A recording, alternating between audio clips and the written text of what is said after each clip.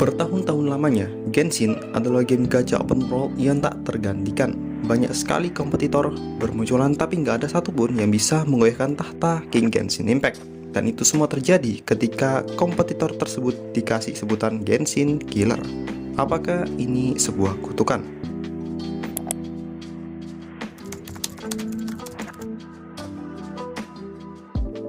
Genshin Killer adalah sebutan yang diberikan oleh player kepada game gacha open world yang punya potensi untuk mengalahkan ketenaran King Genshin Impact. Salah satunya ada TOF. Dulu banyak sekali orang-orang yang bilang kalau game ini bisa disebut sebagai Genshin Killer. Dan masih banyak lagi game-game yang punya sebutan ini. Tapi apakah mereka beneran killer? Ternyata sebutan Genshin Killer ini justru adalah kutukan bagi para game gacha tersebut yang baru rilis saat itu. Pasalnya pada waktu itu game gacha tersebut tidak bisa menggebrak pasar Genshin Impact. Mungkin bisa, tapi cuma beberapa bulan atau bahkan hari saja. Dan setelah itu langsung redup. Nah dari sini gua berpikir Genshin Impact itu udah gak bisa diganggu lagi. Tapi itu semua berubah ketika ada satu game kompetitor yang beneran menggebrak pasar game gacha. Yup, ialah Wuthering Waves.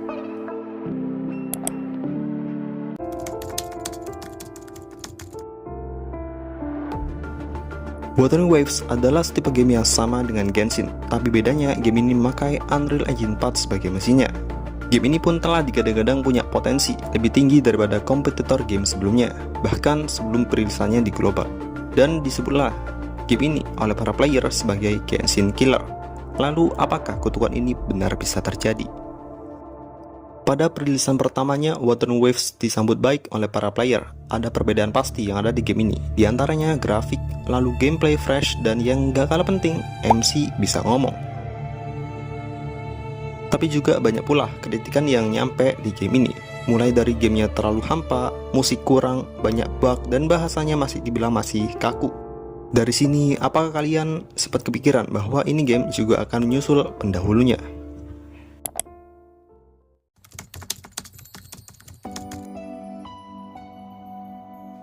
Kuro Games selaku developer dari Wuthering Waves ini tentu nggak tinggal diam. Dia sangat mau untuk mendengarkan berbagai keluhan para player, dan ini dibuktikan dengan update patch selanjutnya. Dimulai dari Mount Firmament, seakan-akan update yang satu ini memberikan jawaban atas keluhan yang diberikan. Dari yang katanya hampa, jadi lebih berwarna. Dari yang katanya musik kurang, malah jadi makin bagus. Di sini Kuro Games masih belum berhenti untuk mengimprove Wuthering Waves.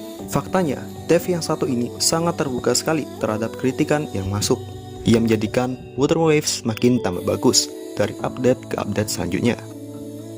Kuro Games juga katanya memang lebih dikenal sebagai developer yang sangat baik.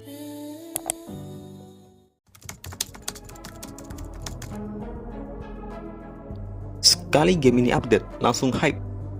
Dengan perilisan Black Source update membuat game ini semakin hidup lagi. Bisa dilihat dari sisi kedekatan si MC atau gua dengan istri saya yang satu ini. No, bercanda guys. Karbit gua guys. Disinilah Kuro Games sangat pandai memainkan interaksi antara MC dengan karakter lain, apalagi kalau sudah berhubungan dengan waifu. Dan di update patch ke 2.0 hingga sekarang, Kuro Games tidak main-main dengan kritikan. Karena mereka menganggap itu semua hal yang serius, membuat game ini makin bagus, dan makin tambah bagus.